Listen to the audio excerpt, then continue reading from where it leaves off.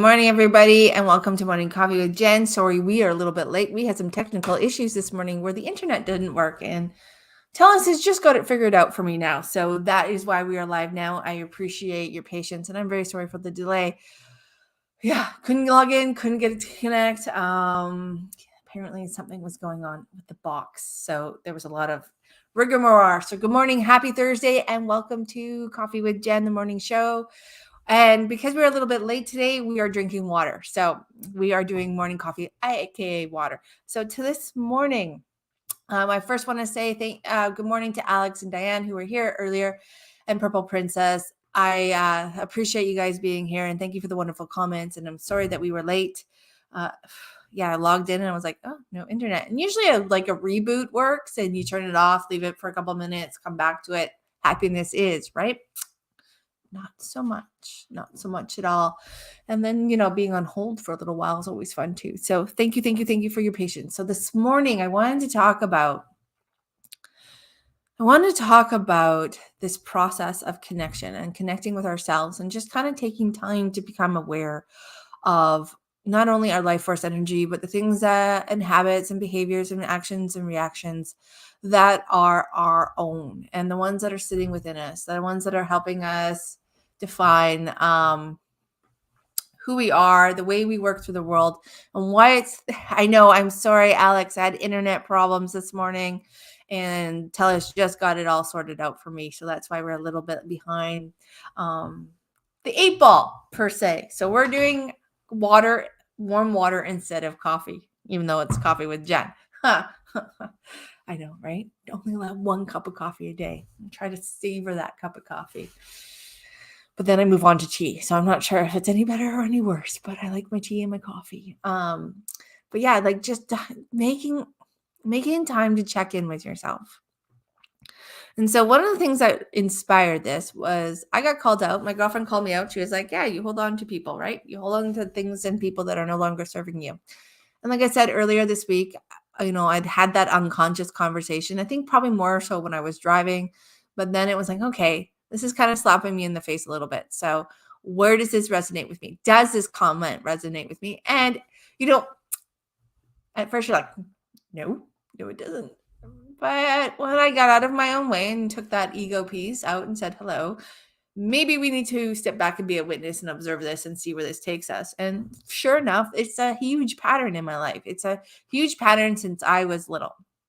So what I'm thinking is that I'm going to do hypnosis around this, and I'm going to do this live. I've talked to a hypnotherapist friend of mine, colleague of mine, that I is open to, doing this live. And I thought I would take you guys through the process, because one of the processes, sometimes I can do all the work myself, and I do a lot of the work myself because I've learned the process, and I, have mastered it in my own way. I mastered how that unique process works for me when I'm trying to do my self-care work and my self-realization and my self-transformation work. And so I have discovered a unique way to do the parts therapy, which is connecting to the non-emotional pieces of the filing cabinet, the programs, the belief systems that aren't really connected through emotion, or the non-emotion creating them. It's kind of this non-emotional piece where I can do that part of my healing process, even when I'm not in a deep space of hypnosis, and make that hard and soft change. Now, when I talk about hard change, I mean that quick, fast, like you wake up the next day and you're like, oh, I am so different than I was the day before, or that has really reintegrated itself in this different avenue. Or that soft change where things just kind of flow. You naturally just glide into that change, and you start living differently. And it's not until somebody gives you the aha moment, which I love those aha moments, that, hey, I really noticed this is really different. What'd you do? It worked, kind of thing. Just because it becomes a natural automatic flow. You glide into it. There's no big da da da da. And that's kind of how this process works, is that we have these moments where we have these hard, fast, very apparent, very big, huge changes that kind of slap you in the face. And then we have these soft gliding changes that kind of just naturally kind of work their way into your everyday timeline and a part of you. And you just kind of adjust and move forward without any really big thought around it. It just happens. It just is. And either or both are as impactful and as powerful. So one's not better than the other. They just kind of have these different, like this different range of how we connect with that change and how that change connects with us, how it's a part of us and how we're a part of it. So this is the common thing. Like some people are like, I didn't even notice that I had shifted my belief system until like 6 months later. And it's, I think, just as important to have those moments, because then you've created 6 months where you have been creating from that different perspective, that different belief system, that shifted belief system. And you can go back and look how it has elevated and brought growth to your journey and your incarnation. So, but checking in with yourself is super important in my opinion. And it's my opinion. You may or may not agree, and that's okay. Either way, that's okay. Everybody has their own way of doing this. And we all have our own way of working with ourselves. And it's about knowing yourself and what you need and what works for you. And that is probably 80% of the battle, to be honest with you. When it comes to creating change for yourself, unlocking, and removing and releasing and dissolving those limited beliefs, those programs, those ideas, those thought processes, those emotions, those connections to generational ancestral lineage that are no longer working with the version of yourself that you're working towards and ready to step into. We have to kind of have the ability to check in and see what's going on. Like, where are you at today? And like in my Tuesday night groups, we talk about the journal, who am I, who do I want to be, and who was I today? Those are hard questions. And those questions, for some days, they may never change. They may stay the same because your mindset, your perspective is the same as it was yesterday. Maybe you had a different experience today, but how you look at it kind of stays in a consistent fashion. Now it can fluctuate. It's not a concrete thing unless you decide things are concrete. And that's like a whole other conversation, which we might get into this morning. But, stepping back and sitting with that journal and doing it for 30 days, and then going back over that journal and looking at your common denominators, looking at your incongruencies and what lines up and where you're like, oh, wait a minute, this might be an actual pattern or a belief system that I've been living and creating and supporting that I no longer want to live and create and support with. So, good morning, Megan. How are you? And we have these options and abilities once we can step back and go, okay, I'm going to look at this from this perspective instead of this perspective and see what is lining up and what isn't lining up. And then you have the conscious space to choose that, we still have the free will. You can still continue on in that same flow and that same frequency and that gliding through life and moving through life, not changing anything. That's beautiful too, because if it works for you, that's perfect.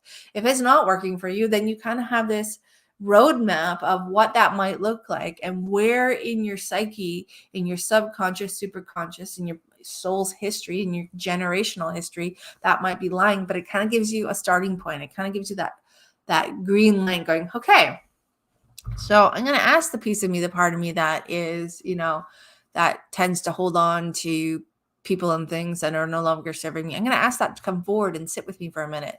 And I'm going to, start to connect with that piece and see what its purpose is, what its job is, why it does its job with me, how it does its job, when it's doing its job. And you start asking all these questions, and you may not get the instantaneous answer, but when you start to tap in that space and start asking those questions, those answers will come. It's about that letting go of the expectation that if it doesn't come in that moment, that it can't come. Because as soon as you tell yourself that, it won't come because you put up an obstacle, you put up a wall.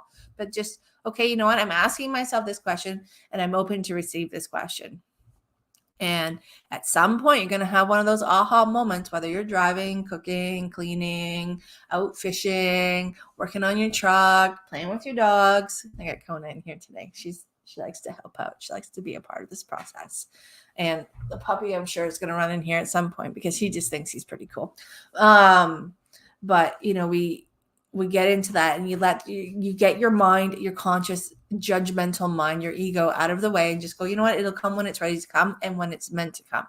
And when it does, when you gain those answers, making note of them, and then you can start to peel back the layers, peel back the limited beliefs. You can begin to redefine it, you shift its story, And it does give you another step in that avenue to now ask that piece of you, that part of you, to take you back to the moment that it came to be with you. And so this is one of the techniques that we use in trance work and hypnosis work. We call it parts therapy, and we call out these individual little pieces of your mind, these individual pieces of your personality that all come together, integrated as one, that make you up as a whole. But we can pull out a piece that maybe is a little incongruent with where you want to go, or maybe it's doing, parts, they have their own purpose and their job, and sometimes their job is rooted in your past that is no longer your past, like it's not where you are anymore, and they just need a little redirection, saying, hey, that was then, this is now, and really appreciate the job that you were doing for me, but I don't really need you to do that job for me now. And you start to negotiate with yourself, you start to negotiate with your mindset, you start to redefine those belief systems, and that can begin to make those soft and hard changes that we are looking for, that help us take these leaps and these bounds and these baby steps forward into creating, attracting, and manifesting the person, the life that we want for ourselves. And we're bringing that vibration by shifting that energy to thought. We shift the way that energy to thought then becomes a tangible component in our physical reality. And it's so important. But you have to find your flow. You have to find what works for you, because what works for you will be different for somebody else. I had a question yesterday after a session. A client of mine asked me if I worked this way with everybody, like I work with this client. Yes, the foundational pieces and structure and process and system is very much the same, except for everybody is unique. So that foundation, that process, that system has a little like wiggle room where it can be fully and completely adapted to your unique way of working and the way you work through and you process through. So every session is so different. And that is one of the coolest things I think about one of the things I love about and adore about the hypnotherapy process and system, the trance way of connecting through the subconscious, connecting into our alternate, our past, present, and future incarnations and timelines and lives. And going in between lives and going and connecting to the multiverse and the other universes and other existences that we've had. Even here on Earth, like I have seen clients come back as different, in different structures to experience life here in this physical reality, but they weren't maybe a human, they were something else. And that perspective of that intelligence that goes, and it's really actually changed my perspective. When I look at nature, I've always felt the vibration of nature and the consciousness of nature, and always appreciated it and celebrated it the best that I can. Some days I felt and most days I didn't. But when you experience people going into these incarnations as different avenues and different structures in nature and their consciousness and the way that those existences and incarnations roll through, you begin to understand the intelligence of everything around you, and really kind of hits home that everything is interconnected, and that if we allowed ourselves more time to sit in that interconnection, our ability to communicate, our ability to connect, and work with the different components of this physical reality that aren't as concrete as we perceive them to be, would really change how we choose to process and then experience the incarnation. But that's, again, a whole topic there. I got lots up here today. I had some extra time to think about things. I was like, please turn on my internet. I need it. But yeah, finding out your unique process really can open doors when it comes to helping you move to that next level. And maybe your process is fluid. Maybe one day, you spend some time doing this process, this system, and then you find yourself resonating with something a little different, or something similar but a little bit different, or something totally different. But knowing that and being aware of that when you need to shift, when you need to dive in, and another thing, when you need to rest, because that experience of self-evolution, self-growth, and discovery on a vibrational, emotional, and mental side can be very, very quick and very fast. But on a physical side, the physical body is more dense than the energy of thought. The thought to creation, physical creation, and expression is a little bit slower at this moment. That doesn't mean that can't change, but there's a little bit of a time lapse in that it takes our time for our bodies to fully integrate into the changes that we've made on all levels physically, like that energy vibration settling in, that new vibration that you haven't resonated in since maybe you were in the womb or before you dropped into the womb. You got to get used to it, right? And so we sometimes need to give ourselves a rest, and being aware of yourself, and when you need rest, when it's time for you to go, okay, I've done a lot and I'm just going to see how the dust settles here.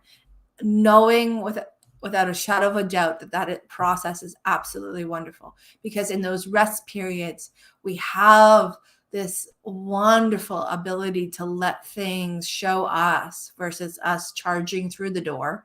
I'm not saying don't charge to the door when you need to, but sometimes stepping back and letting it guide us really opens up an avenue that we may have taken a little bit longer to see or to recognize or become conscious with.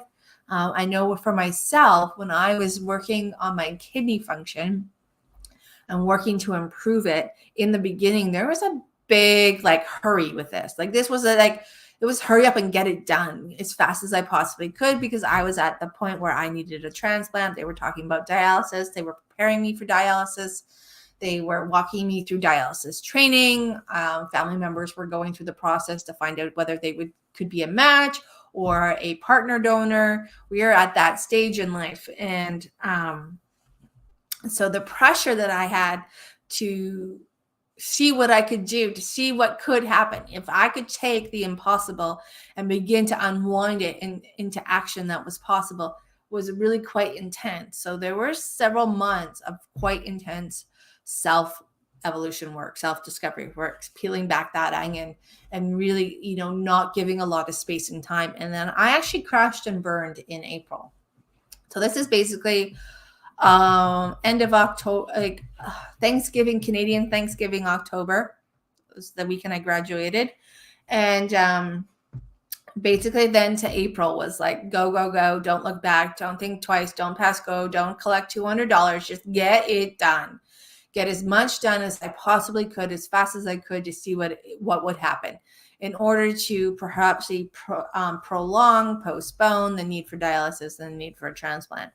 And so that was my focus. And I wasn't really being kind to myself. I wasn't giving myself the rest time.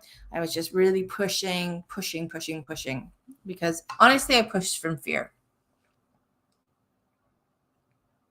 I was scared. I was terrified. I was terrified to have a transplant. I was terrified to be on dialysis.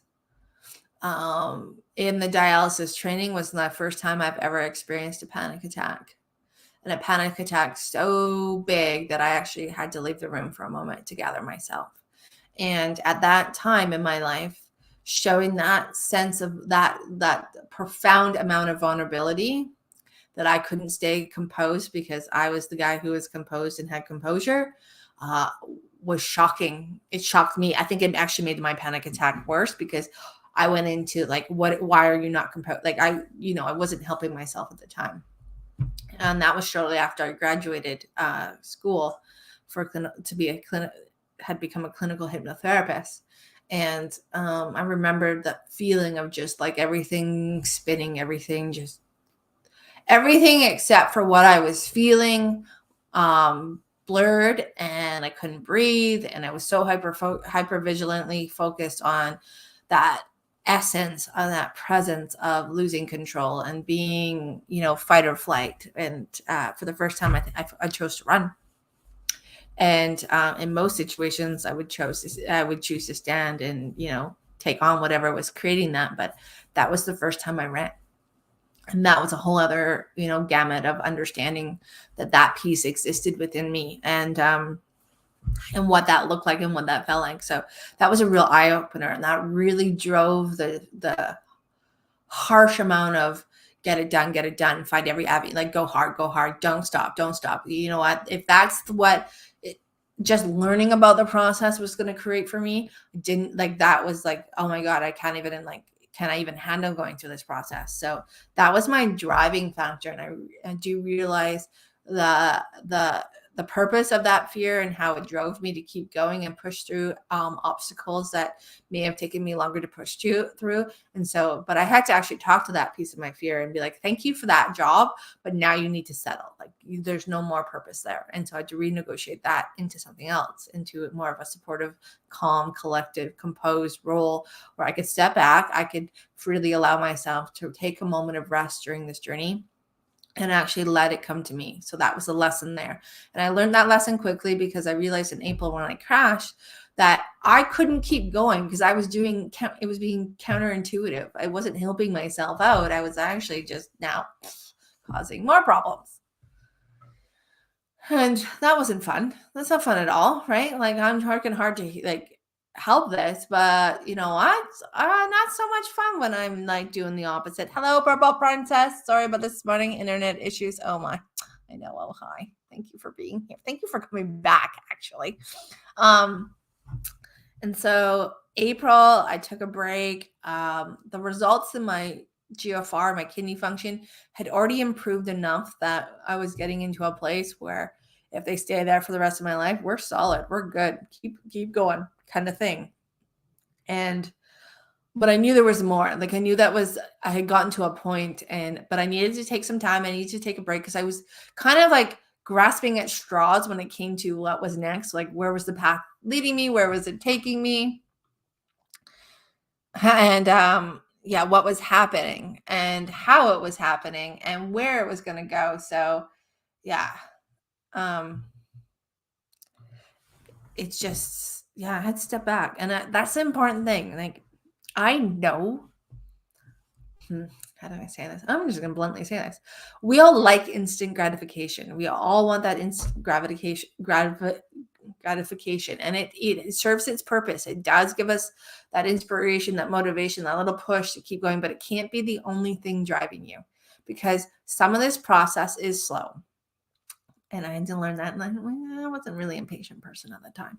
I have learned how to be patient with myself. I am patient with everybody else, don't get me wrong. I have been that way like 100%, but when it came to me, I didn't have patience with myself. And that was another lesson that I had to learn that just helped this whole process of evolution. And at the same time, I had to recognize that I had to listen to my physical body. I had to listen to what it was telling me and the clues in the um, synchronicities that were popping up that would help me support my physical body while doing this vibrational, emotional, and mental change so that my physical body could eventually adapt and shift and be in congruent frequency and harmony with those changes and line up with it. And then, also enjoy the fact that its natural healing ability could, come into play and support this system. So April 2017, I took a couple months off. I think I actually didn't do much. And I say like deep work until the end of May, June of that year. And that process looked completely different than the process that I had done from the October Canadian Thanksgiving to that April timeline, because it was a little bit more exploratory. So when I say that, that part of my journey was really listening to my intuitive self and seeing where those little hints and ideas took me, which again created a whole new evolution of the discovery of what was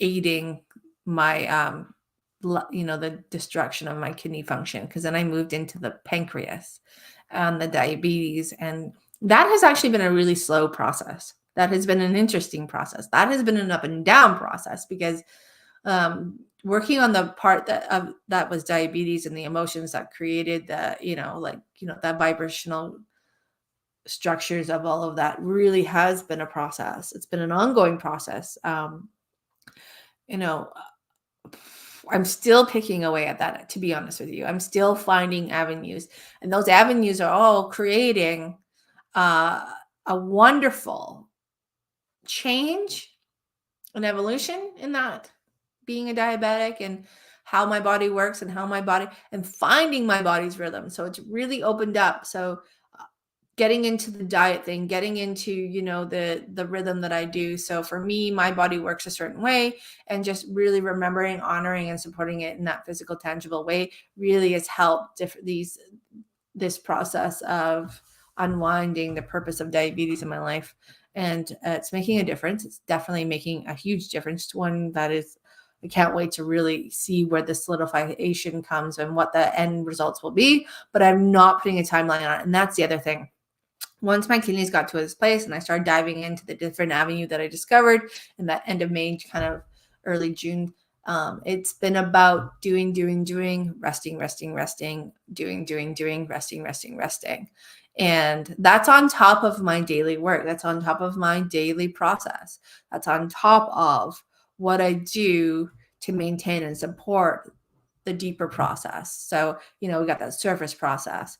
And when I get out of alignment with the surface process, that makes a difference for me. Like I see, my body hasn't quite, finished the process on the vibrational, mental, emotional side. So it is a little delicate in that way. But it's very interesting in these last couple weeks, some of this, or I guess months now. Yeah, it'll be months. I did that last session. That would have been months ago. And then I did one about 3 weeks ago, and how the change is really starting to come forward. I can't wait to share that once I have the results. I do think that this live session that I'm going to do about talking to the part that holds on to people and things that are no longer serving with me here on the channel, it's going to be interesting. It's actually an intricate part of this, because when I look at the pattern, I see where it takes me. I can see back into my young teen years, my younger years, my younger version of myself, where it lines. I think it goes back further, and I think we may end up in a generational situation, but again, not really quite sure, but I could see the pattern of this life. We might even end up in the blueprint room, where this is a pattern that I was supposed to resolve for my lineage. And once it's resolved and lessons learned, it can be let go of. But they won't let me pinpoint it. Usually I can pinpoint it because of all the self-work I've done of, hey, I need to go here, so let's go here. And I automatically go there, but I am trying not to push into it, so you guys can see this, so that everybody gets an understanding what it can be like, what a session looks like.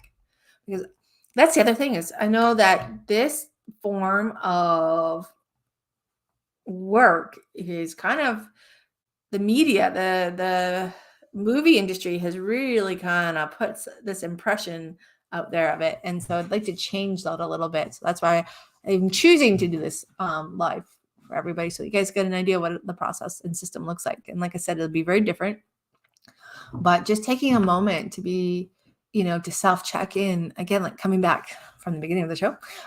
It's super wonderful when you begin to open that communication with yourself, because as you open that communication with yourself, you may discover that it's not as scary as you think, that this process actually becomes kind of fun.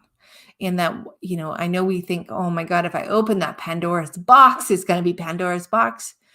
Yeah, it might be Pandora's box for a little bit. I had Pandora's box moments for a little bit where I was like, oh boy, here we go. Like, it's just now pouring out. But then you get to the other side of your Pandora's box and you realize how much the idea of Pandora's box was creating resistance for you, or hesitation in moving forward through your own box and getting to the other side of it.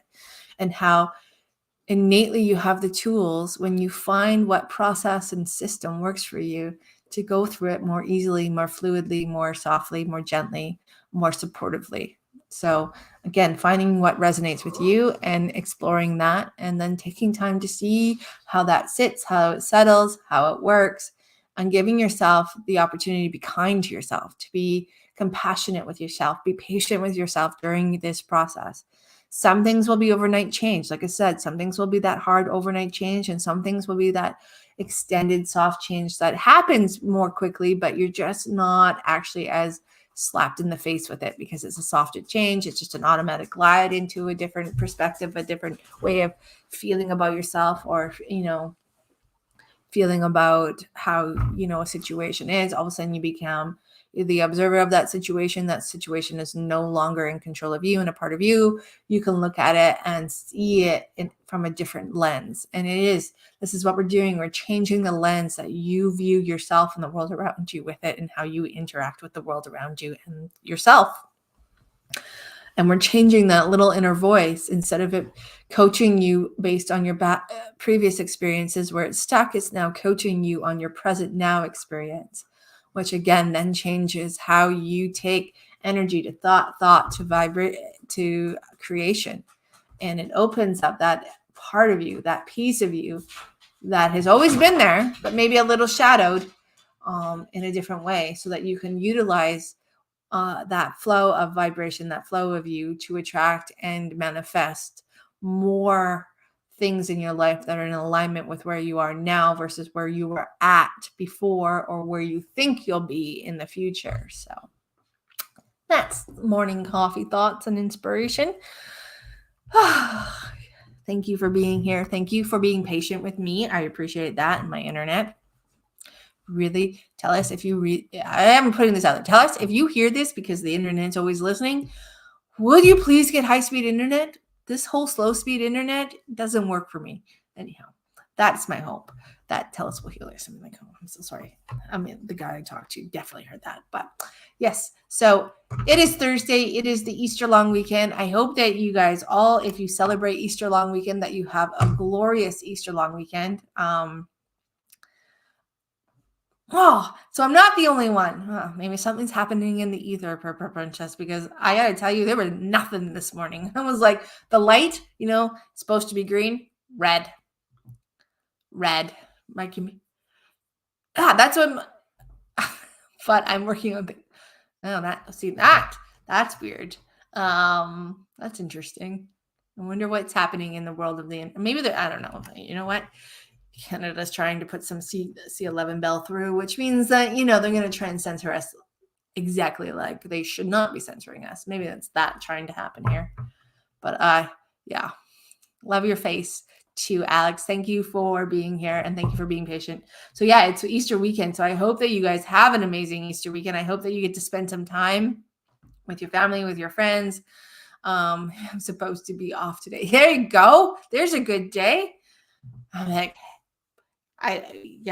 that would be a good reason to be off. There you go. There's a synchronicity in this. Being like, I'm so sorry I can't work today because the internet is done. I might have sworn at my computer a little bit, and that stupid black box that I have that says it's supposed to work. Not gonna lie, there was no patience this morning. But and even my phone is doing weird things. Actually, like it says that it won't charge, but it's able to go in water, but it's telling me it has water damage, but it's allowed to go in 10 feet of water. So I'm not really sure how this is all working. It's some weird things going on, but I might have to look into this. All right, guys. So thank you again. I'm going to totally get off topic there. Have a wonderful weekend. Enjoy your Easter. Enjoy your long weekend if you get one. And if you don't, enjoy the time that you have. And remember, you're beautiful, you're worthy, and you got this. And even though chaos happens, even though the eye of the storm can feel like it's taking over us, you have that strength, and you have all the tools and the knowledge and the wisdom to access that information within you, to create that change, to weather the storm, to work through it, and to get to the other side and learn the lessons, so that you don't have to. I know I talk about lessons, like, well, yeah, everybody hates lessons, and I get it, but there's always a purpose to something that helps us grow and discover a different piece of us that we weren't fully aware of, that is going to help us move to the next step in the next stage. So wherever you're at, you got this. You're not alone, and you are stronger than you know. And I will see you. There will be no meditation Monday. No, there will be, because I will be back in time. I will be back. So I will post that. I am going camping where there's going to be no service, but that's chosen no service. But we will be back in time for Meditation Monday. So I will see you Monday night. And I hope, again, you have a glorious weekend, a wonderful weekend, a pleasant weekend. And we'll talk soon, guys. Cheers.